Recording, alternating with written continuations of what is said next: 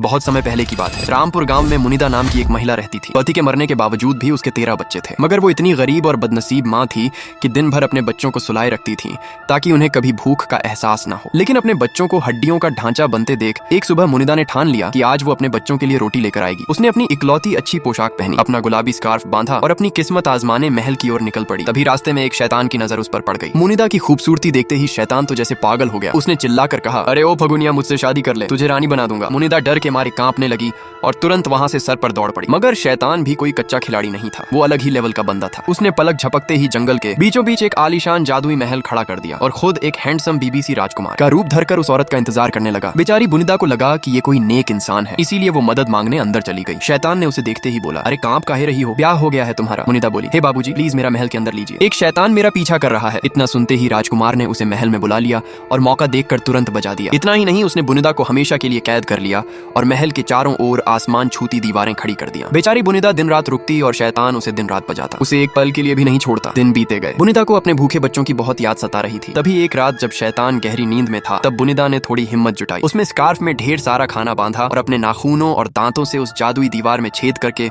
वहां से भाग निकली। वो पागलों की तरह अपने घर की तरफ दौड़ रही थी, लेकिन तभी शैतान की नींद टूट गई। जैसे ही उसे बुनिदा के भागने का पता चला, वह तुरंत उसके पीछे दौड़ पड़ा। गुस्से से आग बबूला वो दरिंदा जल्द ही परिंदा बन गया और बुनिदा को चोट पहुंचाने लगा। लेकिन जब इससे भी बात नहीं बनी, तब उसने चिल्लाकर श्राप दिया, जाबन स्टोक्स, तू इंसान नहीं एक पेड़ बन जाएगी, तेरे बच्चे तेरा ही मांस खाएंगे और तेरा ही खून पिएंगे। तभी गुनिदा के पैर जमीन में धंस गए और वो पूरी तरह एक आंडू के पेड़ में बदल गए। उधर शोर सुनकर उसके तेव बच्चे बाहर आए। उन्होंने देखा कि सामने तो फलों से लदा हुआ एक पेड़ है और उसके ऊपर एक काला कौवा काम काव कर रहा है। बच्चों ने फौरन गुलेल से उस कौवे को मार गिराया और उसे भून कर खा गए। वो किस बाबा को मानती थी?